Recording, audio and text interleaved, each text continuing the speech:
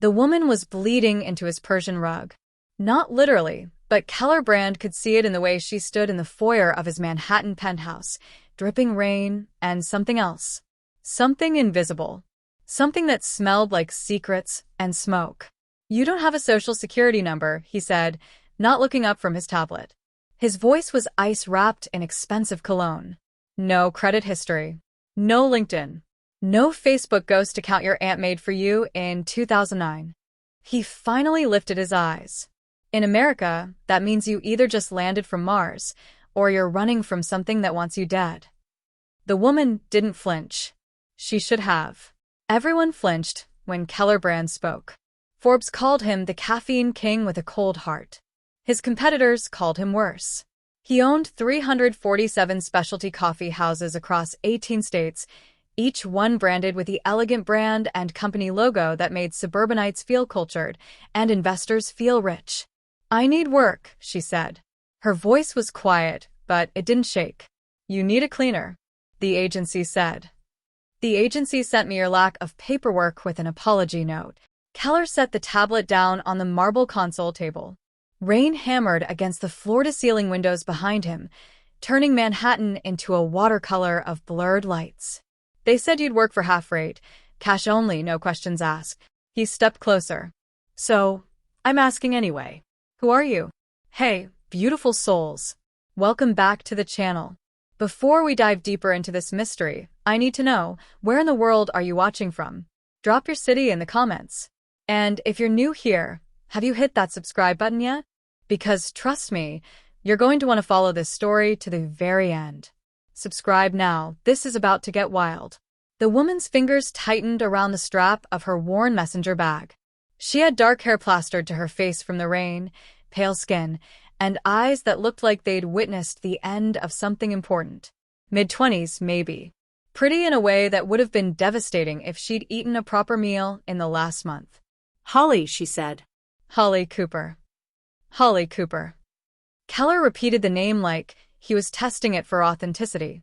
"And what were you doing before you decided to clean penthouses for billionaires, Holly Cooper?" Her jaw tightened. For just a flash, less than a heartbeat, something dangerous moved behind her eyes. "Surviving," she said. That's when Keller should have said no. Should have called security. Should have listened to the part of his brain that had built an empire by trusting his instincts. But the truth was, his regular cleaning service had just quit after he'd fired the woman for moving a file folder on his desk. He had the mayor's fundraiser in 3 days. The penthouse looked like a bachelor's war zone. And something about this Holly Cooper made him curious in a way he hadn't felt since his father died and left him an empire he never asked for. "You start tomorrow. 6 a.m. Don't touch anything on my desk. Don't answer my phone. Don't ask questions." He pulled out his wallet, counted out $500 bills. "First week, cash. If you steal anything, I won't call the police. I'll make sure you never work anywhere in this city again. Understood?" Holly stared at the money like it was a venomous snake. Then she took it. "Understood," she whispered. She turned to leave, her sneakers squeaking on the marble, and that's when Keller saw it, just for a second as her wet jacket shifted. A scar, running down the side of her neck, disappearing beneath her collar. Not a clean surgical scar. A burn scar. "Holly," he called out. She froze, hand on the doorknob. "How did you get that scar?" The silence stretched like a wire about to snap. "House fire," she said without turning around. "A long time ago." Then she was gone, leaving nothing but wet footprints and the ghost of smoke he could have sworn he didn't actually smell. Keller walked to the window, watching her small figure emerge onto the rain-slicked street 12 stories below. She didn't hail a cab, didn't pull out a phone, just walked, hunched against the storm, like someone who'd long ago learned that shelter was something other people got to have. He pulled out his phone and texted his head of security, "Run a deep background on Holly Cooper. Everything." The response came back in 4 minutes. "No records found. 0 hits. Doesn't exist." Keller stared at the message. In his world, people who didn't exist were either ghosts, criminals, or something worse. He just couldn't figure out which one was standing in his foyer, bleeding invisible wounds into his $12,000 rug. What he didn't know, what he could know, was that Holly Cooper had stood in that exact spot before. 12 years ago. When it belonged to someone else.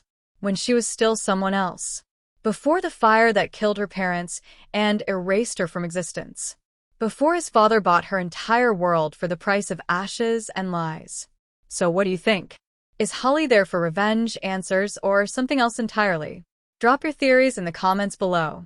And if you haven't already, smash that subscribe button because this story is about to take turns you won't see coming. Now, let's find out what happened the next morning. Holly arrived at 5:47 a.m. Keller knew because he'd been awake since 4, running on his Peloton and watching the door camera on his phone like a man expecting an assassin instead of a housekeeper. She came with the same worn messenger bag, different clothes, jeans and a faded gray sweatshirt, and a face that looked like she'd spent the night negotiating with demons. He watched from his office as she moved through the penthouse. She didn't move like a cleaner.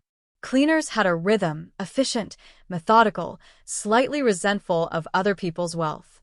Holly moved like she was searching for something. Her fingers lingered on the spines of books in his library. She stood too long in front of the abstract painting in the hallway, the one his interior designer said tied the space together. And when she reached the living room, she stopped completely. Just stood there, staring at the portrait above the fireplace. It was a family photo. Keller at 16, awkward and angry, standing beside his father. Richard Brand. The man who'd built Brand and Company from a single cafe into a national empire before a heart attack took him 3 years ago. In the painting, Richard's hand rested on young Keller's shoulder. Possessive. Proud. Keller had always hated that portrait. But watching Holly stare at it, her face drained of color, her hands trembling, he suddenly hated it for entirely different reasons. "You're supposed to be cleaning," he said from the doorway. Holly spun around, and for half a second, he saw it again. That flash of something raw and ruined. "Sorry," she muttered, grabbing the cleaning supplies. The painting is beautiful." "It's a lie," Keller said before he could stop himself.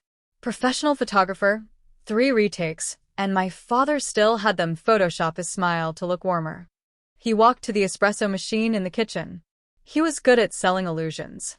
"That's how you build an empire." "Is that what you think?" Holly's voice was soft, but there was an edge to it. "That empire building is just selling lies?" Keller looked at her sharply. "You have opinions about corporate strategy, Holly Cooper?" She turned away, spraying cleaner on the granite counter with more force than necessary. "I have opinions about people who think money makes them honest." The silence that followed was sharp enough to cut. Keller should have fired her right there. He'd fired people for less. For bringing him the wrong coffee temperature. For using the word actually in his presence. For breathing too loud during quarterly reports. But something stopped him. Maybe it was the way she said it. Not like an employee being insubordinate, but like someone who'd earned the right to judge him through suffering he couldn't imagine. "My father," Keller said slowly, "built this company through acquisition. He found failing businesses, bought them for nothing, turned them into profit. He called it rescue capitalism." He poured espresso into a small cup. "I call it Tuesday." "And you never wondered who you were rescuing them from?" Holly asked. "Why would I? Business isn't personal." Holly's laugh was bitter and small. "Everything is personal to someone." Before Keller could respond, the elevator dinged. "Oh, Christ," he muttered. "It's too early for this." The woman who stepped out was a hurricane in Louboutins. Natasha Corleone, his VP of operations, his former hookup from business school, and the only person on earth who had permission to invade his penthouse without warning. She had sharp features, sharper suits, and the kind of ambition that made investment bankers look lazy. "Keller, we have a problem," she announced, then stopped when she saw Holly. "Oh. "You actually hired the ghost woman." "She has a name," Keller said. "Does she have a social security number?" Natasha shot back. She turned to Holly with a smile that didn't reach her eyes. "No offense, sweetheart, but in my world, people without paper trails are either billionaires or felons. You don't look like a billionaire." Holly met her gaze steadily. "Maybe I'm just private." "Private doesn't exist anymore. Privacy is for people with something to hide." Natasha dropped a manila folder on the counter. Keller, we need to talk about the Riverside location. What about it? Electrical inspection came back. Apparently, the wiring is older than your commitment issues. They're saying it's a fire hazard. We need to shut it down for 3 weeks, maybe 4. Keller's jaw tightened. The Riverside Café pulls in $40,000 a week. We're not shutting down for a month. Would you rather shut down permanently after it burns to the ground? At the word burns, Holly dropped the spray bottle. It clattered against the marble, the sound impossibly loud. Both Keller and Natasha turned to look at her. Sorry, Holly whispered, crouching to pick it up. But her hands were shaking so badly she could barely grip it. Sorry, Are you okay? Keller asked, and was surprised to find he actually wanted to know the answer. Holly stood, clutching the bottle like a lifeline. Which cafe? The Riverside location. Where is it? Natasha raised an eyebrow. Why does the cleaning lady care? Where is it? Holly repeated, and this time her voice cracked. Keller studied her pale face, the terror swimming in her eyes. Corner of Riverside and 118th. Why? Holly took 3 steps backward, shaking her head. No. No, you can't. You have to shut it down. You have to shut it down now. Okay, this is getting weird, Natasha said. But Keller was already moving toward Holly, something in his chest tightening at the sight of her unraveling. Holly, what's wrong? That building, the wiring, it's not safe. It was never safe. Even 12 years ago they knew. She pressed her hands to her face. You have to shut it down. Please. Before it happens again. Before what happens again? Keller demanded. Holly looked up at him, and her eyes were drowning. Before another family dies, she whispered. The words hung in the air like smoke. Natasha broke the silence first. Okay, I'm calling security. No. Keller held up a hand, his eyes never leaving Holly's face. Give us a minute. Keller. Natasha. Out. Natasha grabbed her folder, shot Holly a look that promised future complications, and left in a cloud of expensive perfume and suspicion. The moment the elevator doors closed, Keller turned to Holly. Start talking, he said quietly. And don't lie to me. You're connected to that cafe somehow. How? Holly's breath came in short gasps. She looked like she was deciding between running and confessing. I can't, she finally said. Not yet. Not until I'm sure. Sure of what? That I'm not crazy. She met his eyes. That I didn't imagine everything. That it wasn't just an accident. Keller took a step closer. What wasn't an accident? But Holly was already moving toward the door, grabbing her bag. I'll come back tomorrow, she said. I promise.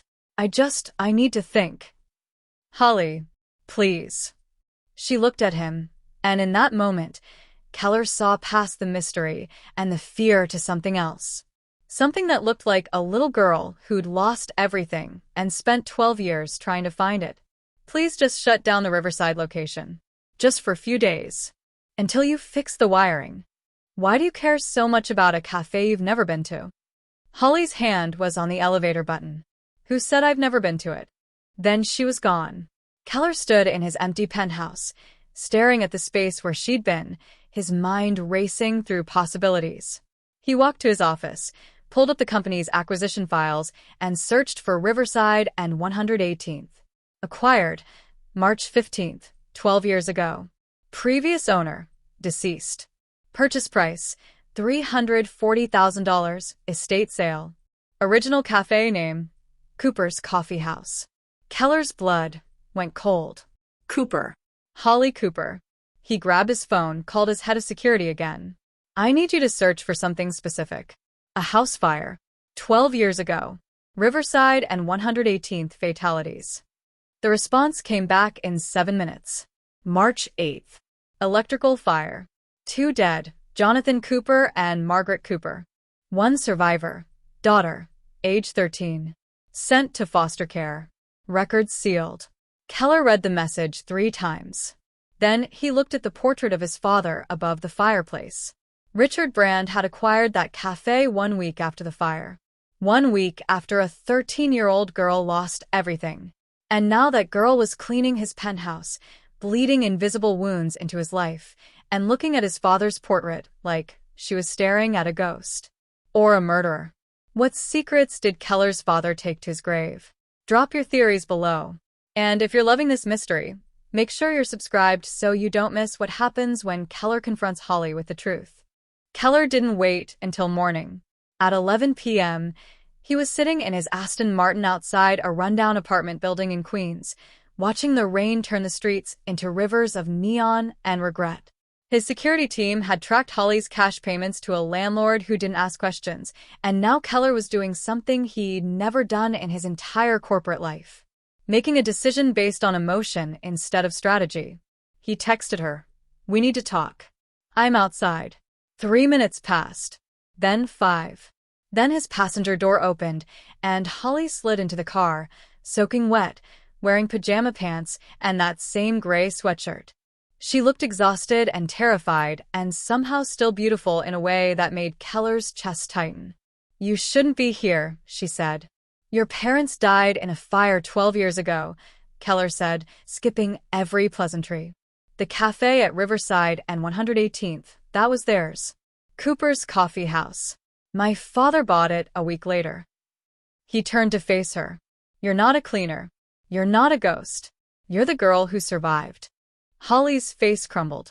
Not dramatically, just a small collapse, like a building finally giving up after years of holding itself together with hope and spite. "How did you? I'm a billionaire with trust issues and unlimited resources. How do you think?" He kept his voice gentle despite the anger building in his chest. "What I can't figure out is why you're cleaning my penthouse instead of suing me for your family's business." "Because I can't prove anything," Holly whispered. She was staring straight ahead, watching the rain race down the windshield. "I was 13. I woke up in a hospital with burns covering 30% of my body, and they told me my parents were dead. Electrical fire. Accident." She finally looked at him. "But it wasn't an accident, Keller." "I know it wasn't." "How do you know?" "Because my father was an electrical engineer. He rewired that entire building himself. Every outlet, every switch, every wire. He checked them obsessively. He was paranoid about fire safety after his brother died in a house fire." Her hands were shaking. "There's no way our cafe just spontaneously combusted from bad wiring." Keller's mind was racing, fitting pieces together. "What happened after the fire?" "Foster care. Moved around a lot. The state sold the cafe to settle debts, except my parents didn't have debts. They owned that building outright. Had clients lining up every morning. We're talking about franchising." She laughed bitterly. "Funny how quickly things disappear when a 13-year-old orphan doesn't have lawyers." "So you came back. After all these years, you came back to what? Work for the son of the man who bought your family's legacy?" "I came back because I didn't know it was your father." Holly turned to him, and there were tears streaming down her face now. "I came back to New York 6 months ago. Started digging into what happened to the cafe. Found out it was part of brand and company now, part of this massive chain. I got a job at one of your locations in Brooklyn just to, I don't know, see what my parents' dream had become. And I saw a photo in the employee break room. Company history. Richard Brand's first acquisition." Her voice cracked. "It was my cafe. My parents' cafe. With a new sign and new paint, and my whole childhood erased like it never existed." Keller felt something dark and cold settling in his stomach. "So, you decided to get close to me." "I decided to find out the truth." Holly wiped her face with her sleeve. "I started asking questions.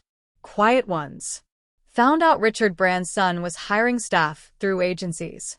Found out you went through cleaners like tissue paper because you're a controlling perfectionist with intimacy issues. Hey. So I applied. Figured if I could get into your home, I could access your father's files. Find out if he knew, if he was involved, if the fire was..." She couldn't finish the sentence. "Murder," Keller finished for her. The word tasted like poison. "You think my father murdered your parents for a cafe?" I think your father acquired a building for pennies on the dollar 1 week after a convenient tragedy. I think all the documentation about my family's ownership disappeared. I think I spent 12 years in the foster system while someone got rich off my parents' dream. She looked at him with eyes that held 12 years of pain. What would you think? Keller wanted to defend his father. Wanted to say Richard Brand was ruthless, but not evil. That he'd built an empire through aggressive business tactics, not murder. But the truth was, Keller hadn't known his father at all. Richard had been distant, obsessed with work, more interested in quarterly earnings than his own son. When he died, Keller had inherited a fortune and a company and a portrait that lied about warmth that never existed. What else had he inherited? I'll open the files, Keller said quietly. Everything my father had on that acquisition. If there's something there, you'd actually help me? Holly looked stunned. Why? Because if my father did something, he stopped, jaw tightening. Because I need to know. And because you deserve to know. He started the car. But not tonight. Tonight, you're getting out of the rain and somewhere safe. I'm not going back to your penthouse. I'm taking you to my hotel. The Brand Suites in Midtown. Your own room. On my dime. He pulled into traffic.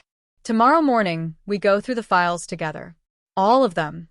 Holly was quiet for a long moment. Why are you being kind to me? She asked softly.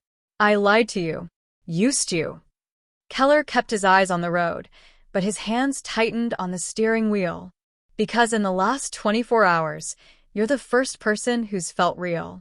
Everyone else in my life wants something, money, status, access. You already hate me. It's refreshing. I don't hate you, Holly said, and sounded surprised by her own words. Give it time.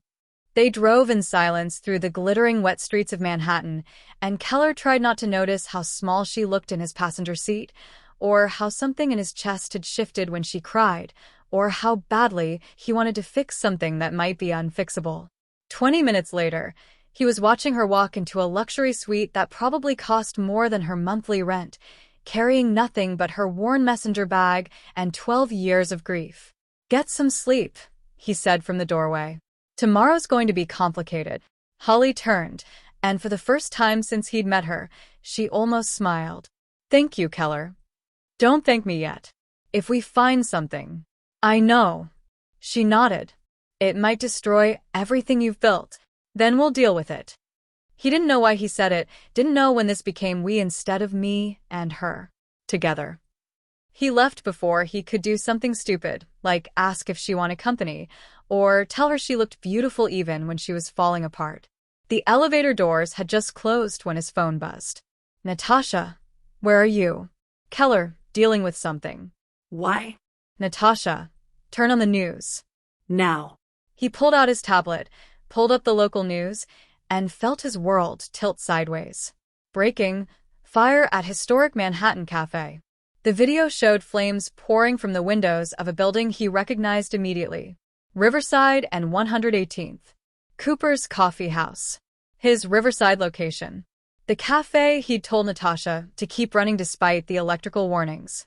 The cafe where Holly's parents had died 12 years ago. It was burning. Again. Keller didn't remember running back to the elevator. Didn't remember hitting Holly's floor. Just the door flying open and Holly standing at the window, her face pressed to the glass, watching the orange glow on the horizon. She turned when she heard him, and the look on her face wasn't surprise. It was confirmation. It's happening again, she whispered.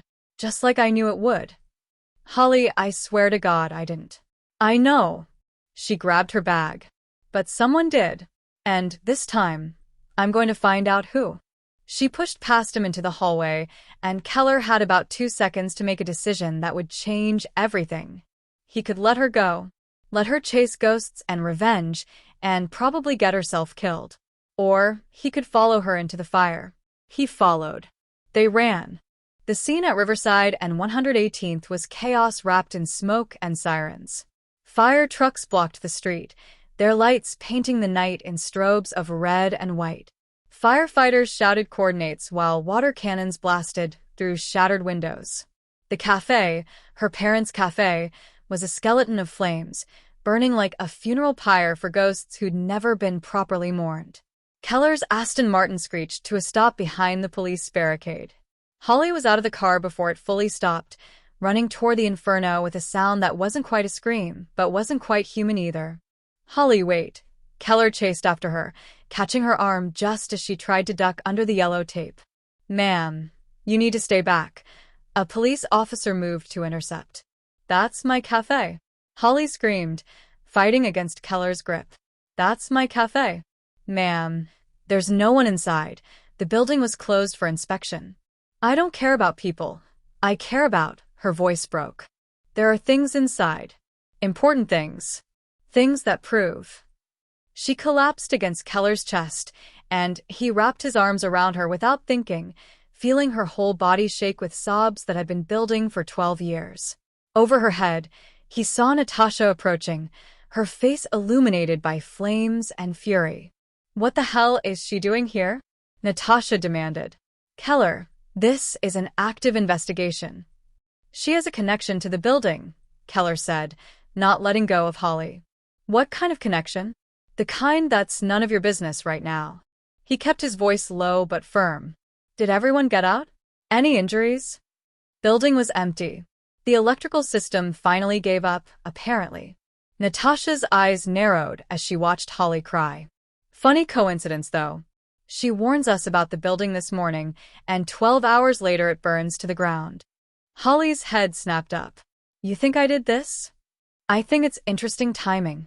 "Natasha," Keller warned. "No, she's right." Holly pulled away from Keller, swiping at her tears. "It is interesting timing. Just like it was interesting timing when my parents died, and your father bought the building a week later for nothing." She turned to Natasha. "Tell me something. Did you work for Richard Brand? Were you around 12 years ago?"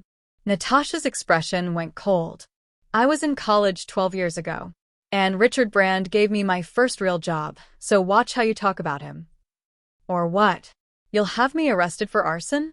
"Go ahead. I was in a hotel room with security cameras in the hallway.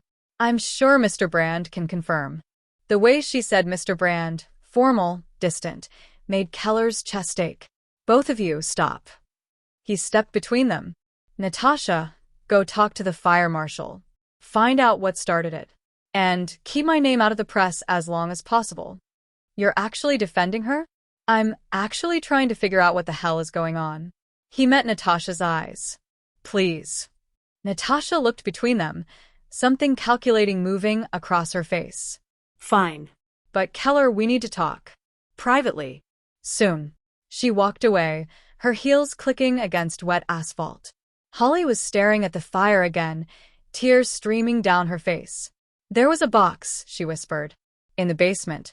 Fireproof. My father kept all the important documents there, deeds, permits, family photos. After the fire, they told me everything was destroyed, but I know he had a fireproof box. I remember it. Blue metal, combination lock. He used to let me spin the dial when I was little." Keller's mind raced. If it was fireproof, it might have survived. Holly grabbed his arm. "Keller, if that box is still there, it'll have proof. Proof that my family owned this building. Proof of what it was worth. Maybe even proof of what really happened. You can't go in there. The building's not stable. I'm not asking for permission." She started toward the fire line again, but this time Keller moved in front of her, gripping her shoulders. "Holly, listen to me. If there's evidence in there, it's not going anywhere tonight. The fire marshal will search the building. We can request access to anything they find. And if they don't find it, or if someone makes it disappear before we can, Then we'll deal with that." but I'm not letting you run into a burning building for a box that might not exist." Holly looked up at him, and in the firelight, her eyes were molten with pain and rage and something else. Something that made Keller's heart beat faster. "Why do you care?" she asked. "If that box exists, if it proves what I think it proves, it could destroy your company. Everything your father built. Everything you inherited." Keller realized his hands were still on her shoulders. Realized how close they were standing. Realized that somewhere between hiring a mysterious cleaner and watching her world burn down for the second time, This had stopped being about business. Because some things matter more than money, he said quietly. And because if my father did something unforgivable, I'd rather know than spend my life building on top of lies. Holly's breath caught. You really mean that? Unfortunately for my stock price, yes. She laughed, a small, broken sound, and then she was crying again, but softer this time. Keller pulled her close, and she let him, her face pressed against his chest while her parents' dream burned down for the second time. I'm sorry, she whispered. I'm sorry I lied to you. I'm sorry I used you. I just didn't know what else to do. Stop apologizing. You're allowed to want answers. They stood like that for a long time, wrapped in smoke and secrets, until a shout went up from the firefighters. We've got the main blaze contained. Starting structural assessment. The fire chief, a barrel-chested man with soot-streaked face, approached them. You're the owner? He asked Keller. Yes. Keller Brand. Fire's out, but the building's a loss. We'll have investigators here at first light to determine the cause, but preliminary assessment is electrical failure. Old wiring, probably rodent damage, sparks and... He gestured at the smoking ruins. Bad luck. Bad luck, Holly repeated flatly. Twice in the same building. 12 years apart. What are the odds? The fire chief frowned. Twice. There was a fire here before, Keller said. 12 years ago. Different owners. Huh. The chief made a note on his tablet. That's actually worth looking into. Same building, same cause, that's unusual. We'll pull the old reports, see if there's a pattern. After he walked away, Holly turned to Keller. It's not a coincidence. We don't know that. Keller, buildings don't just spontaneously combust from electrical problems twice. Especially not after my father rewired the entire place. She lowered her voice. Someone did this. Someone who doesn't want us digging into what happened 12 years ago. Holly, that sounds crazy. Yeah, I know. The orphaned girl with conspiracy theories about the nice billionaire's dead father. She pulled away from him. You know what? Forget it. This was a mistake. I shouldn't have dragged you into this. She started walking away, and Keller felt panic rise in his chest. Where are you going? Away. Before someone else gets hurt because of me. Holly, stop. No. She spun around, and the fire was still burning in her eyes. Don't you get it? This is what happens. People around me lose things. My parents lost their lives. I lost my childhood. And now you're going to lose your reputation, your company, maybe worse, all because I couldn't let the past stay dead. Keller closed the distance between them in 3 strides. You think I care about my reputation more than the truth? I think you should. Well, I don't. He cupped her face in his hands, forcing her to look at him. I don't care about the company. I don't care about the money. I inherited all of it from a man I barely knew, and I've spent 3 years pretending it meant something to me. His voice dropped. But this, helping you finding the truth, this is the first thing that's felt like it actually matters. Holly's eyes were wide, her lips parted in surprise. Keller. He was going to kiss her. He could feel it happening, could feel the gravity pulling them together, could feel every rational thought in his head screaming that this was a terrible idea. Keller. Natasha's voice shattered the moment. Fire Marshal needs you. Keller dropped his hands, stepping back, his heart pounding. Holly looked shaken, her cheeks flushed. You should go. Will you wait for me? At the hotel? She hesitated, then nodded. I'll wait. He didn't want to leave her. Didn't want to let her out of his sight. But Natasha was waving him over urgently, and the fire marshal looked grim. Go, Holly said softly. I'm not going anywhere. Not yet. Keller walked toward the fire marshal, glancing back twice to make sure Holly was still there. The fire marshal was holding something in his gloved hand. Mr. Brand, we found this in the basement. Thought you might want to see it before we log it as evidence. It was a box. Blue metal. Fireproof. Scorched and dented, but intact. Keller's blood turned to ice. What's inside? Don't know yet. Combination lock.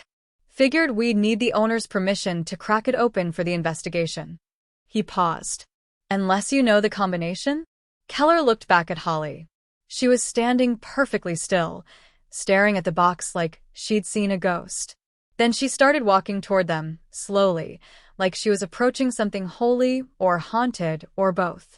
I know the combination, she whispered. She knelt in front of the box, her hands trembling, and began to spin the dial. Holly, Keller said quietly, whatever's in there. 3. 14. 22. The lock clicked. My birthday. She opened the box. Inside were papers, photos, Documents. and sitting on top, perfectly preserved, a birth certificate. Holly Margaret Cooper. Born March 14th. Parents, Jonathan and Margaret Cooper. Owners, Cooper's Coffee House. Beneath it, a deed. Stamped and notarized. And beneath that, a legal document with a name Keller recognized. Richard Brand. But it wasn't an acquisition contract. It was a partnership agreement, dated 2 weeks before the fire. Holly's parents weren't just business owners. They were going into business with Keller's father. And then they died. And Richard Brand bought everything for pennies. Wait. What? This changes everything. Drop your reactions in the comments. Do you think Richard Brand murdered his future business partners?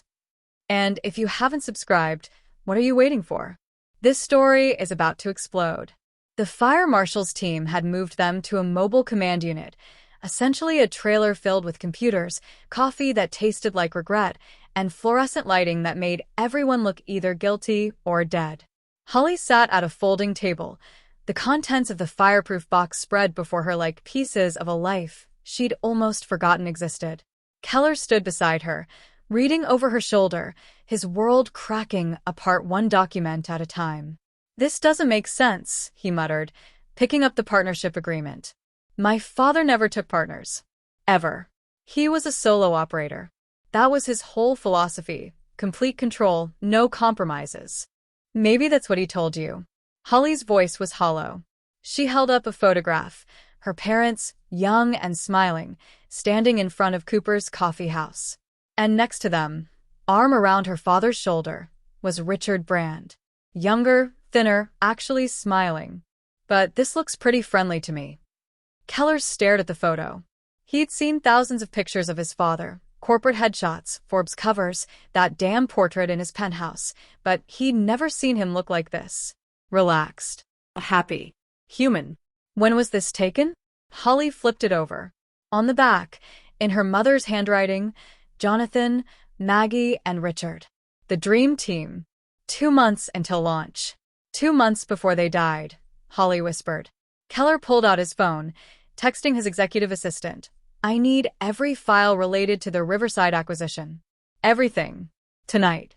What are you doing? Holly asked. Finding out who my father really was. He sat down across from her. Keep going through the box. What else is there? Holly's hand shook as she pulled out more papers. Business plans. Expansion strategies. Franchise agreements already drafted for 15 locations across 3 states. Revenue projections that made Keller's eyes widen. They weren't just opening a cafe, he said slowly. They were building an empire. They were building your empire, Holly corrected. Look at the projections. 15 locations in year 1. 50 by year 5. Specialty coffee, local sourcing, community focus. She laughed bitterly. This is literally the brand and company business model. Your father didn't create it. He stole it from my parents. Keller wanted to argue. Wanted to defend the man who'd raised him, who'd left him a fortune, who'd at least tried to be a father even if he'd failed spectacularly at it. But the evidence was right there in black and white. There's more, Holly said, pulling out an envelope. Her hands were shaking so badly she could barely open it. Inside was a letter. Handwritten. Dated 1 week before the fire. Richard, I know you're under pressure from your investors, but Margaret and I are firm on this. We won't dilute the partnership to bring in outside money. This has to stay between the 3 of us. Equal shares, equal say, equal profit. That's what we agreed. I understand Hartley is offering a buyout, but the answer is no. We're not selling our share, and we'd prefer if you didn't either. This is about building something meaningful, not just profitable. Your friendship means everything to us.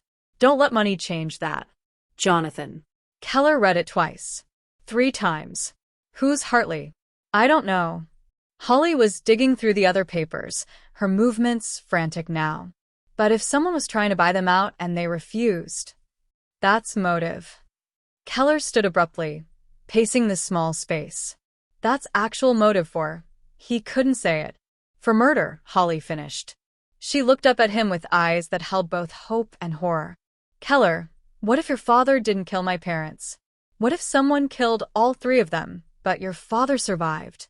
The words hung in the air like smoke. That's insane, Keller said. But his mind was already racing. My father had a heart attack. 3 years ago. Natural causes. Did he? Holly stood, moving closer to him. Or did someone finally finish what they started 12 years ago? Before Keller could respond, the trailer door burst open. Natasha stood there, her perfect composure cracked, her eyes wild. We need to talk. Now. Alone. Whatever you have to say, you can say in front of Holly. Her real name is Holly Cooper. Her parents were Jonathan and Margaret Cooper. They died in a fire 12 years ago at this exact location. Natasha's voice was sharp as broken glass.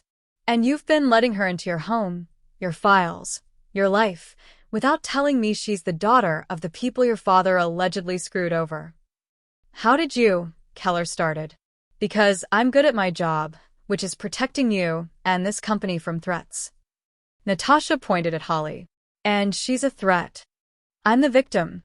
Holly shot back. Your precious Richard Brand stole my family's business. Richard Brand gave me the opportunity of a lifetime when I had nothing, Natasha snapped. He was brilliant, ethical, and he built this company with integrity. So forgive me if I don't believe the conspiracy theories of a woman who shows up out of nowhere with a convenient sob story. Convenient? Holly's voice cracked. My parents are dead. I spent 12 years in foster care. I have burn scars covering half my body. What part of that is convenient? The part where you show up just as Keller takes full control of the company. The part where you get access to his personal files. The part where you could be setting up the lawsuit of the century, or worse, corporate sabotage. Keller stepped between them. Natasha, enough. No, not enough. Not nearly enough. Natasha pulled out her phone, showing him a screen. I did some more digging. Guess who else is suddenly back in New York after 12 years abroad? Keller looked at the photo on her screen and felt ice flood his veins. It was an older man, silver-haired, distinguished-looking, stepping out of a black town car. That's Vincent Hartley, Natasha said. Former venture capitalist. Former investor in your father's early projects. And according to records I just pulled, he was the one trying to buy into Cooper's coffee house 12 years ago. Holly grabbed the phone, staring at the photo. That's him. That's the man. What man? Keller demanded. The man at my parents' funeral. Holly's voice was barely a whisper. I remember him. He came up to me, told me how sorry he was, how tragic it all was. Then he asked me if I knew where my father kept his business papers. She looked up, her face pale. I was 13 and traumatized. I told him everything burned. He seemed relieved.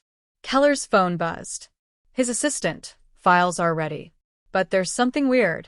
An entire section is missing, everything from March 12 years ago. Like someone scrubbed it. Someone's covering their tracks, Keller said slowly. Someone who had access to my father's files. All 3 of them looked at each other. Where is Hartley now? Holly asked. Natasha checked her phone. According to his public schedule, he's attending the mayor's fundraiser. Tomorrow night.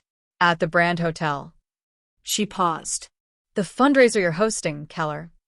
Keller's mind clicked through possibilities, strategies, risks. Then we have until tomorrow night to figure out what really happened. And we need to do it together. He looked at Natasha. Can I trust you? You're seriously asking me that? You worked for my father. You had access to his files.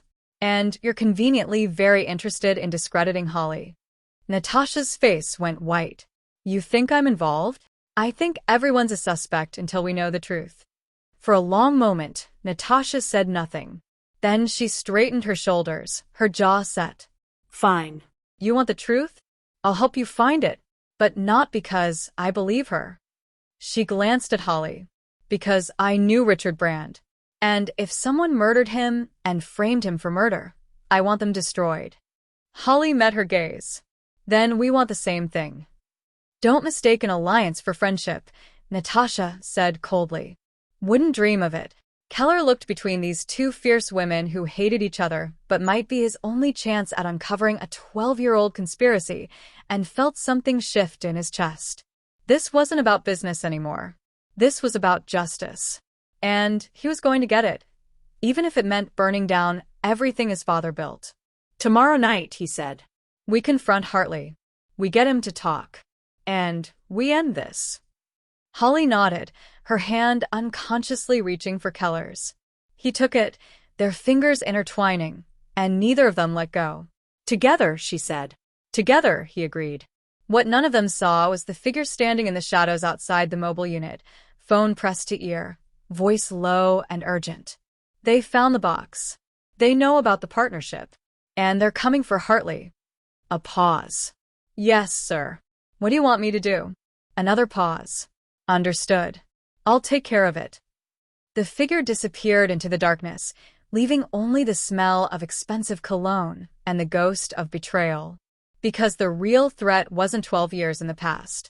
It was standing right next to them. And tomorrow night, everything would burn. Part 6. Darkest Hour. The Brand Hotel ballroom glittered like a dragon's hoard, crystal chandeliers, champagne fountains, and Manhattan's elite in designer gowns and tuxedos worth more than most people's cars. Keller stood near the bar, wearing a Tom Ford tuxedo and a smile that felt like a mask, watching Holly move through the crowd. She'd transformed. Gone was the haunted cleaner in worn jeans.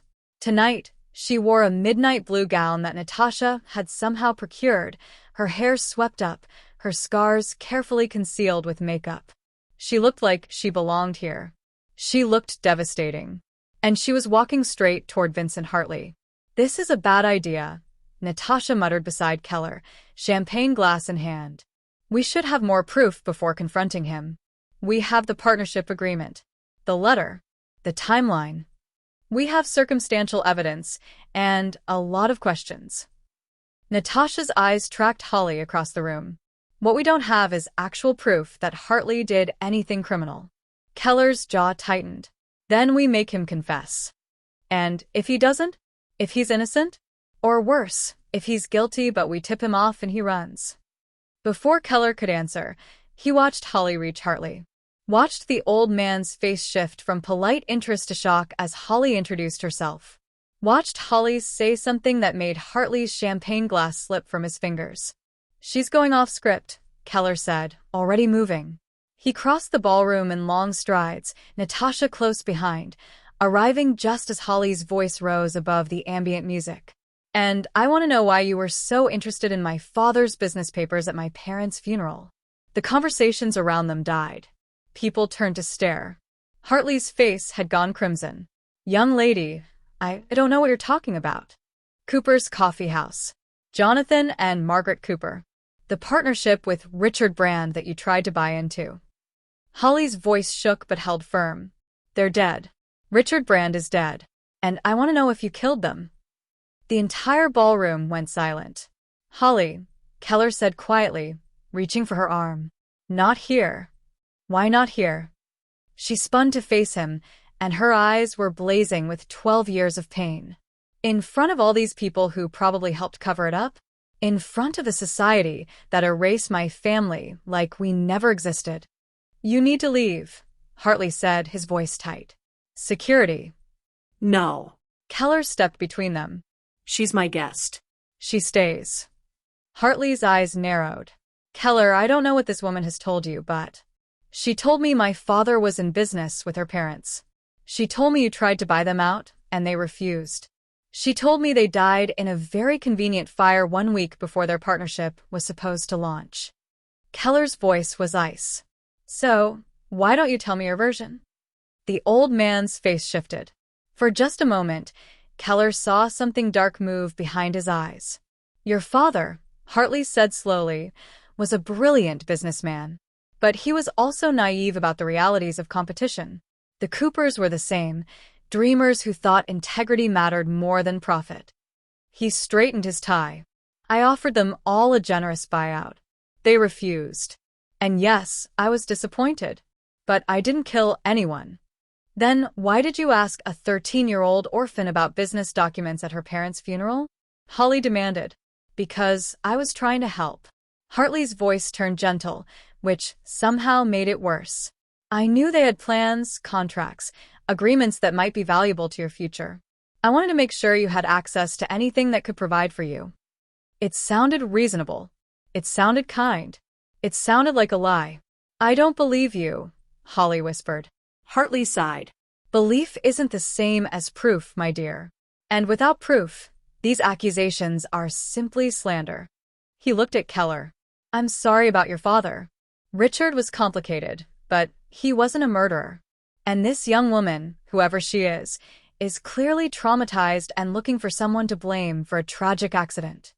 It wasn't an accident, Holly said, but her voice cracked. Can you prove that? Hartley asked gently. Can you prove anything beyond the fact that you're angry and hurt and wanting someone to pay for your pain? Holly's face crumbled, and Keller realized with horror that Hartley was right. They had suspicions. They had timeline. They had motive. But they had no proof.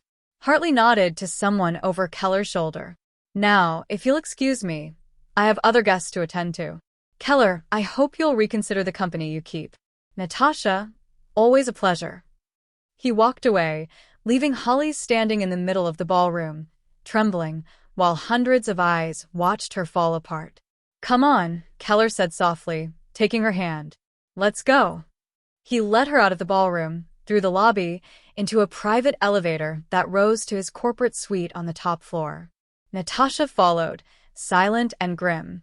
The moment the suite door closed, Holly collapsed onto the sofa, her face in her hands. I ruined it, she whispered. I warned him.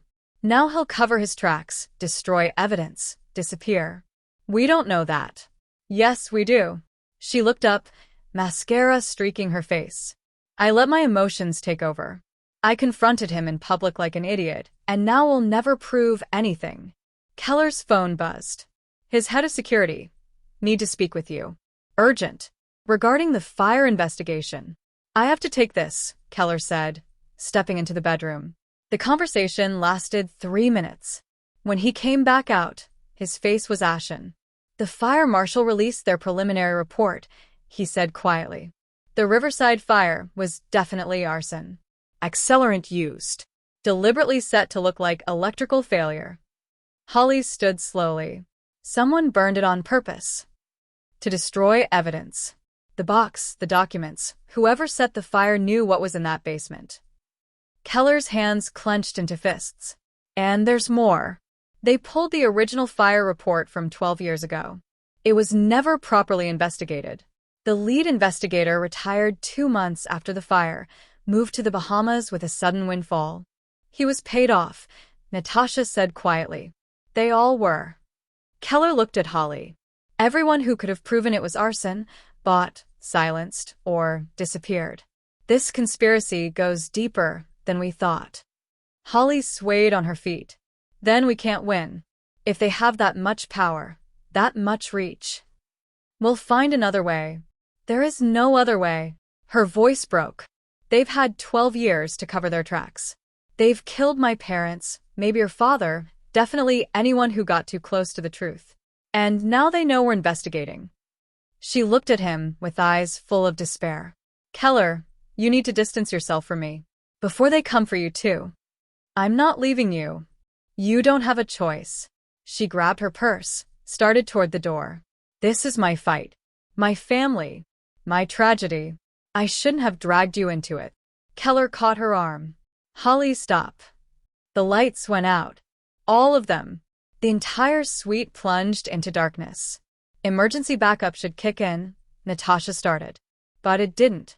In the darkness, Keller heard Holly's sharp intake of breath. Felt her trembling beside him. "It's just a power outage," he said, pulling out his phone for light. Then they heard it. Footsteps in the hallway outside. Slow. Deliberate. Coming toward the suite. "Did you lock the door?" Natasha whispered. Keller's blood ran cold. "It's an electronic lock. If the power's out." The door handle began to turn. Holly's hand found Keller's in the darkness, gripping so tight it hurt. The door opened. A figure stood silhouetted in the doorway, backlit by emergency lighting from the hallway. "Sorry to interrupt," said a familiar voice. The figure stepped inside, and in the glow of Keller's phone, they saw who it was. Keller's executive assistant, James Malone. The man who'd worked for Richard Brand for 20 years. The man who had access to every file, every secret, every piece of the empire. The man who'd been standing beside them all along. "James," Keller said slowly. "what are you doing here?" James closed the door behind him. In his hand was something small and dark. A gun. "I'm sorry, Mr. Brand," James said, and he actually sounded regretful. "But you've been asking too many questions. And Mr. Hartley doesn't like questions." Natasha moved, but James swung the gun toward her. "Don't. I've been with this family for 20 years. I don't want to hurt anyone, but I will if I have to." "You've been working for Hartley this whole time," Keller said, pieces clicking together. "You deleted the files. You scrubbed the records. I've been protecting the company." "Protecting you?" James's voice hardened. "Your father made a mistake partnering with the Coopers. They were weak, sentimental, would have destroyed everything with their ethical sourcing and community values. Mr. Hartley saved this company." "By murdering my parents," Holly whispered. James looked at her with something like pity. "You were supposed to die too. The fact that you survived has been problematic. But Mr. Hartley is a patient man. He waited for you to come back. Waited for you to lead us to any remaining evidence." He gestured at them with the gun. "Thank you for finding that box. We would have missed it in the fire if you hadn't let us write to it." "You set the second fire," Keller said. "I did what was necessary. Just like I did 12 years ago." Holly made a sound like a wounded animal. "You kill my parents." Mr. Hartley gave the order. "I just followed it. Nothing personal." James pulled out his phone with his free hand, typing something. "And now I'm afraid this tragic story has to end." A disturbed young woman, obsessed with conspiracy theories, breaks into Mr. Brand's suite.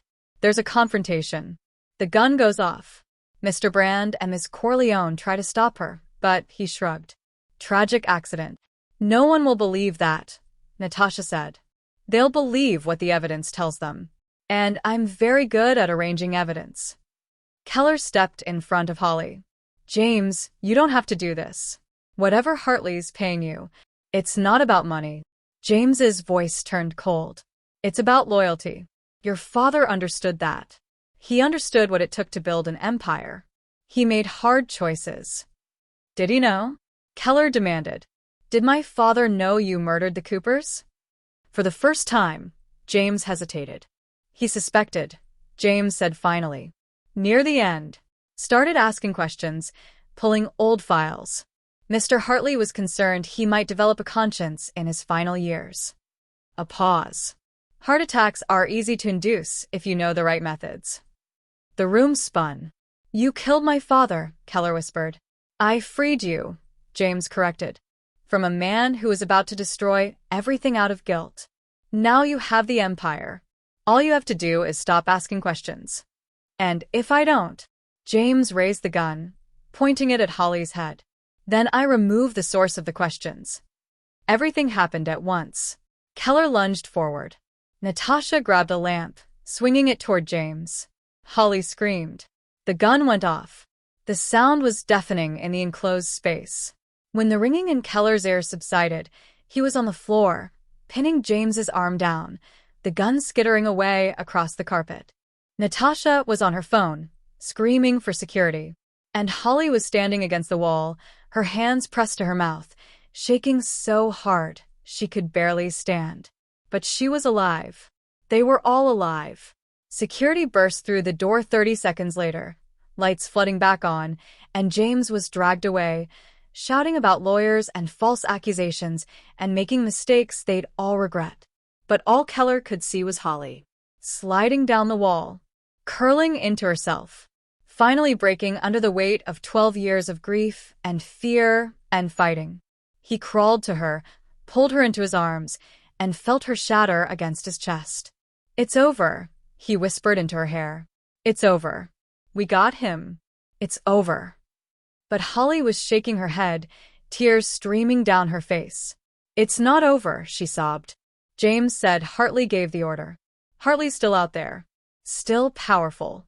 Still protected." She looked up at him with eyes drowning in despair. "We can't prove he ordered the murders. James will never testify against him. And Hartley will destroy us before we get another chance." Keller wanted to argue, wanted to promise her victory. But the truth was, she was right. They'd caught the weapon. But the man who'd wielded it was still free.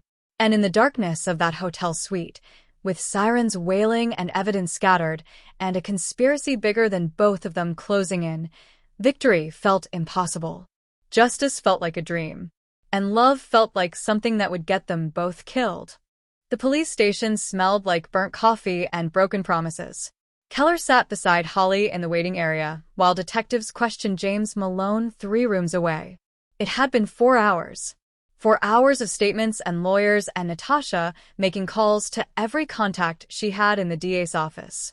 4 hours of watching Holly stare at nothing, her spirit crushed under the weight of almost victory. "He's not going to talk," she said quietly.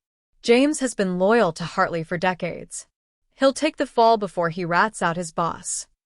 Keller wanted to argue. couldn't. Then Natasha emerged from the detective's office, her face unreadable. James lawyered up, refusing to say anything about Hartley.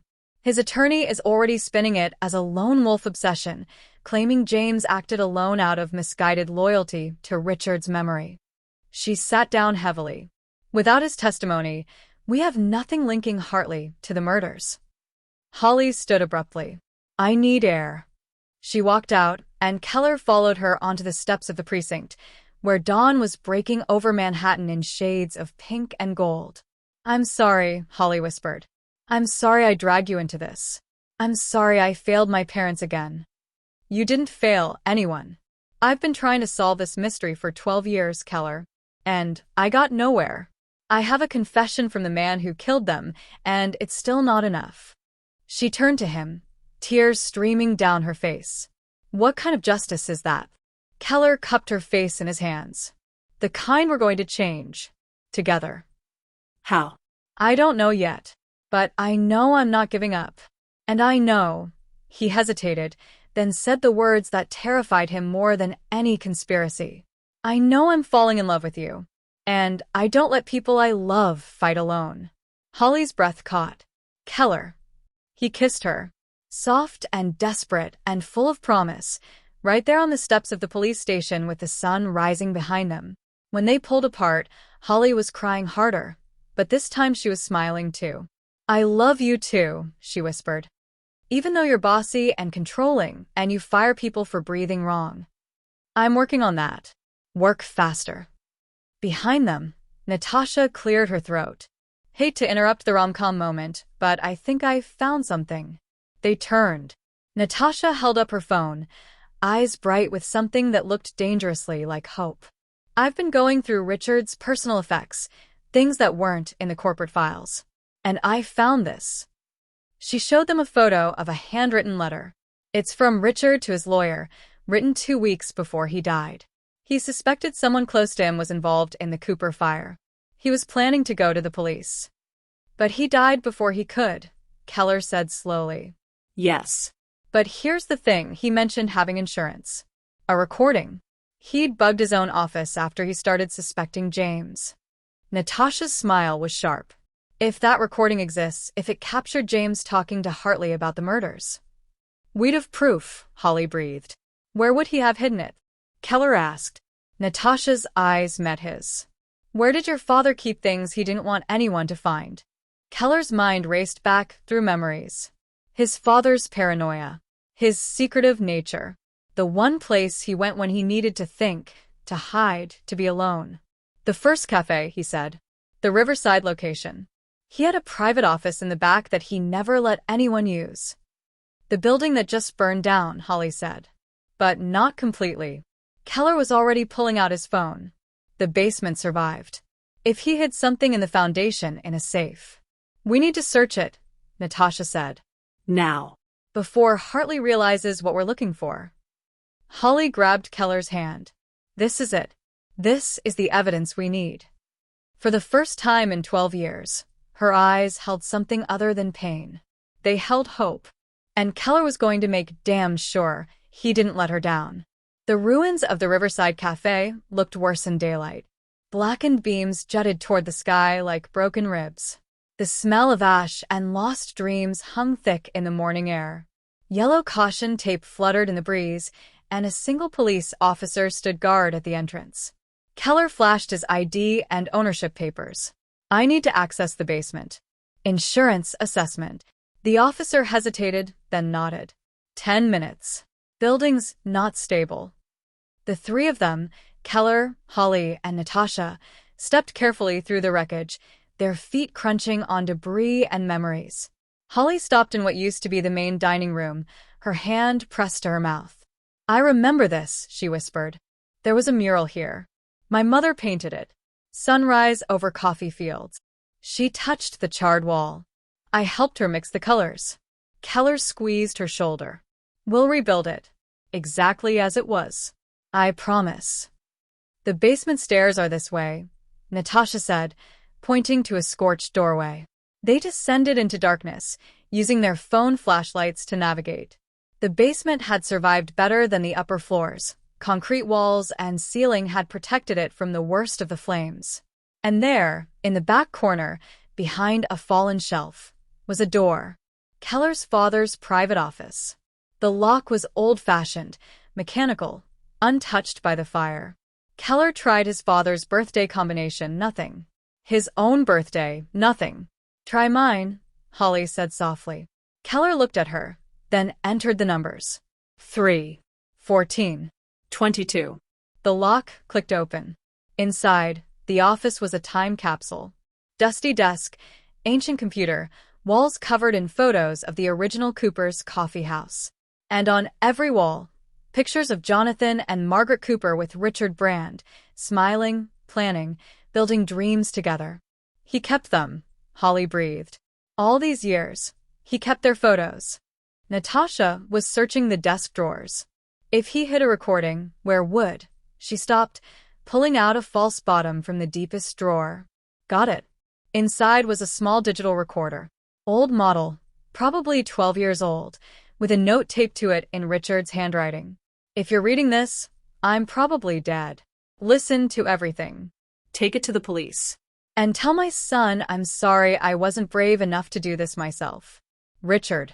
Keller's hands shook as he pressed play. The recording crackled to life, and his father's voice filled the small room, young and vital and alive. Telling you, Vincent, this partnership is the best decision I've ever made. Jonathan and Margaret are brilliant. Then another voice. Vincent Hartley, younger but unmistakable. Their liabilities, Richard. Idealists who'll destroy your profit margins with their conscience. They have integrity, something we could learn from. Integrity doesn't build empires. Ruthlessness does. A pause. I'm offering you one last chance. Buy them out. I'll provide the capital. We'll be partners, 50/50. But only if the Coopers are gone. Vincent, what you're suggesting. I'm suggesting you think about your future. About what you want your legacy to be. Small-time cafe owner, or emperor of an industry. Hartley's voice turned cold. The Coopers are in the way, Richard. One way or another, they need to be removed. You can profit from that removal, or you can burn with them. Your choice. Are you threatening me? I'm offering you an opportunity. You have 48 hours to decide. The recording clicked off. Then another file began playing. Different date. 2 days later. Richard's voice, alone now, speaking into the recorder like a confession. He did it. Vincent actually did it. Jonathan and Margaret are dead. Fire at the cafe. The police are calling it an accident, but I know, God help me, I know Vincent ordered it. His voice cracked. I should go to the police. I should tell them everything. But if I do, I lose everything. The business, my reputation, my freedom. I knew what Vincent was planning, and I didn't stop it. That makes me complicit. So, I'm taking the coward's way out. I'm buying the cafe from the estate. I'm building the empire Vincent wanted. And I'm going to live with this guilt for the rest of my life. Holly Cooper, if you ever hear this, I'm so sorry. I'm sorry I wasn't strong enough to stand up to Vincent. I'm sorry I profited from your parents' deaths. I'm sorry I'm leaving this mess for my son to clean up. But I'm keeping this recording. And someday, when I find the courage, I'll use it to make this right. The recording ended abruptly. The silence in that small basement office was deafening. Holly was crying silently, tears streaming down her face. Keller felt like he'd been punched in the chest. His father wasn't a murderer, but he was a coward. A man who'd known the truth and chosen wealth over justice. We have him, Natasha said quietly. Hartley confessing to the murders. This is enough. It's more than enough, Keller said, his voice rough with emotion. It's everything. They climbed back up into the daylight, the recording clutched in Keller's hand like a weapon. But when they emerged from the ruins, Vincent Hartley was standing there, flanked by two large men in expensive suits. I thought you might come here, Hartley said pleasantly. James called me from lockup. Told me about Richard's insurance policy. I assume that's it in your hand? Keller stepped in front of Holly. You're not getting it. No. Hartley smiled. Mr. Brand, you're standing in a structurally unsound building with a recording that proves nothing except that your father was complicit in insurance fraud. No one will believe a decades-old tape, and you'll destroy your own family's reputation trying to use it. I'll take that risk, Keller said. Will you? Hartley's eyes flicked to Holly.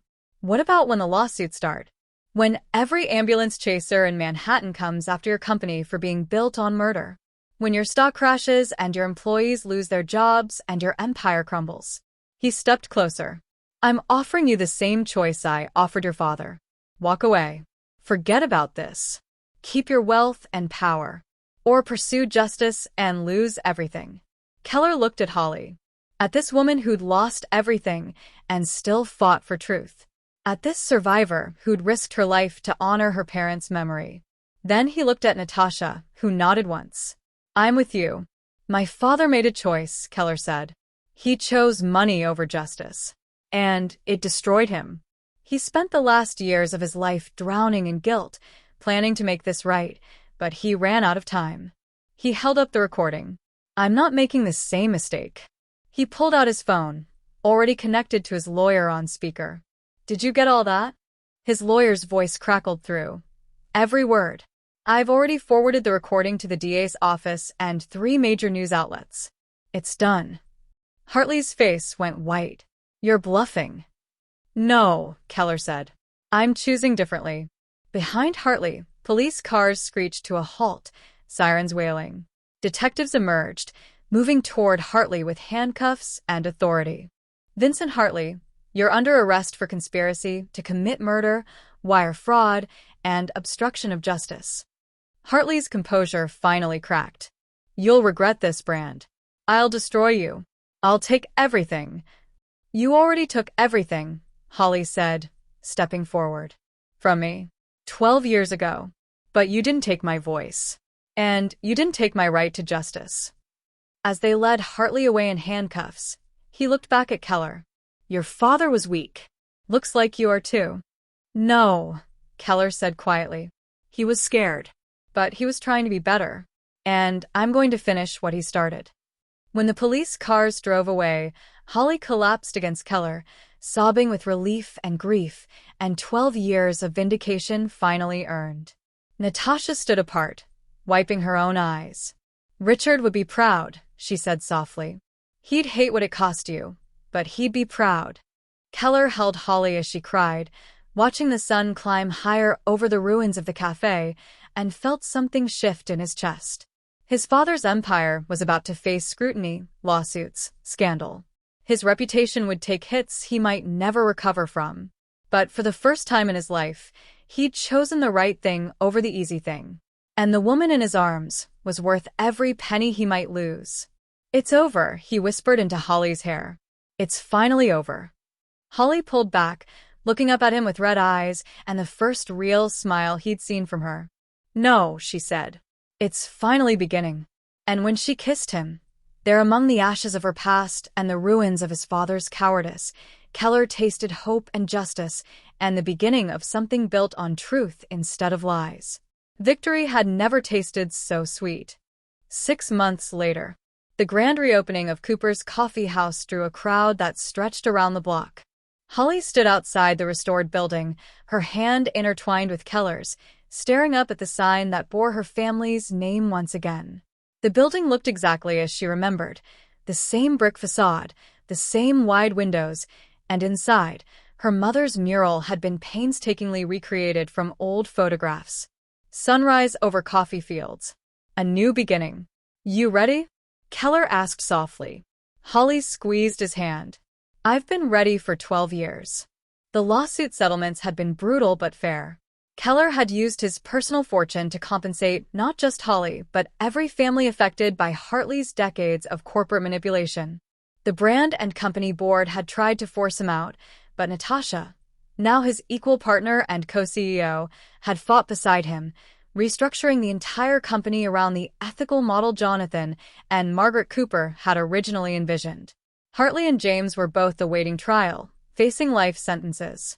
Richard Brand's reputation had taken the hit Keller expected, but something unexpected happened. The public had responded to the truth. To a son brave enough to expose his father's sins. To a company willing to change from the inside out. Brand and Cooper Coffee was now the fastest-growing ethical cafe chain in America. And Holly was finally home. They cut the ribbon together, and the crowd surged inside, filling the cafe with life and laughter and the smell of fresh coffee. Holly walked through the space, touching the restored woodwork, the recreated mural, the photos of her parents that now hung proudly on the walls. In the back office, her father's old office, now hers, she found Natasha waiting with champagne. "Congratulations, partner," Natasha said, offering a glass. Holly still wasn't used to that word. Partner. Keller had insisted on splitting ownership 3 ways. Him, Holly, and Natasha. Equal shares. Equal say. The way it should have been from the beginning. "Thank you," Holly said. "For everything. For believing me when you had every reason not to." Natasha's smile was genuine now, warm in a way it hadn't been 6 months ago. "You gave me something I didn't know I needed, a purpose bigger than profit." She raised her glass. To Jonathan and Margaret Cooper. And to second chances. They toasted, and when Holly walked back into the main cafe, she found Keller behind the counter, attempting to make a latte and failing spectacularly. "You're a billionaire," she laughed, taking the milk frother from his hands. "You don't have to learn how to make coffee." "I'm a billionaire who's in love with a coffee expert," he corrected. "I should at least know the basics." Holly's heart still fluttered when he said things like that. When he looked at her like she was more valuable than his entire empire. When he chose her every single day, even when choosing her was expensive and complicated and messy. "Come here," she said, pulling him close. They kissed in the middle of the crowded cafe, and someone started clapping, and then everyone was clapping, celebrating not just a business opening but a love story forged in ashes and truth. When they pulled apart, Keller reached into his pocket. "I was going to wait," he said. "Do this somewhere private and romantic. But this feels right. Here. Where your parents' dreams started." He dropped to one knee, and Holly's breath caught. The entire cafe went silent. "Holly Cooper," Keller said, his voice steady despite the emotion in his eyes. "You walked into my life with nothing but grief and determination and a mystery that needed solving. You taught me that some things matter more than money. That justice is worth fighting for. That love is braver than fear." He pulled out a ring, simple, elegant, with a stone the color of sunrise. "Will you marry me? Will you let me spend the rest of my life building something beautiful with you?" Holly was crying, laughing, nodding all at once. "Yes." Yes, absolutely yes. He slipped the ring on her finger, stood, and kissed her while the cafe erupted in cheers. And in that moment, surrounded by the life her parents had dreamed of, wrapped in the arms of a man who'd chosen truth over comfort, Holly felt something she hadn't felt in 12 years. Peace. Not the absence of pain. She'd always carry her scars, visible and invisible, but the presence of hope, of justice earned, of love found in the most unexpected places, of a future built on truth instead of lies. 3 months after that, the wedding was small, just close friends, Natasha as maid of honor, and a simple ceremony in the cafe where Holly's parents had fallen in love with coffee and dreams and each other. Keller kissed his bride under the mural of sunrise over coffee fields and whispered against her lips, "Thank you for not giving up. On your parents. On justice. On me. Thank you for choosing the hard right over the easy wrong," Holly whispered back. They honeymooned in Colombia, visiting coffee farms and learning the business from the ground up. When they returned, they opened 5 more locations, each one honoring a different family that Hartley had destroyed in his quest for empire. Brand and Cooper Coffee became known not just for great coffee, but for great integrity. And every morning, Keller woke up next to a woman who'd survived fire and loss and injustice, and chose to build something beautiful from the ashes. Every morning, Holly woke up next to a man who'd inherited lies and chose to replace them with truth. They weren't perfect. They argued about business decisions and wedding plans and whether pineapple belonged on pizza. Holly said yes, Keller said absolutely not. But they were real, and they were building something that would last. A legacy not of stolen dreams, but of dreams restored. Of justice that came slow but sure. Of love that chose the hard road and found it worth every step. On the first anniversary of Cooper's coffee house reopening, Holly stood in front of her parents' memorial plaque in the cafe, Keller's hand in hers, and whispered, "I did it, Mom and Dad. I found the truth. I found justice. And I found love." She smiled through tears. "Your dream didn't die in the fire. It just took a longer road to bloom." And somewhere, in the space between memory and hope, Jonathan and Margaret Cooper smiled. Their daughter had come home. And this time, she was staying. The end. Oh my goodness, I'm crying. What did you think of this journey? Drop your thoughts in the comments below. Which part was your favorite? The mystery? The romance? The justice? And if you love the story, please subscribe to the channel so you never miss another epic tale. Hit that notification bell, share this with someone who loves a good mystery romance, and let me know what story you want to hear next. Thank you so much for being here, for reading, for believing in stories where justice wins and love conquers all. Until next time, beautiful souls, keep fighting for the truth, keep believing in second chances, and keep opening your hearts to love, even when it's complicated. See you in the next story.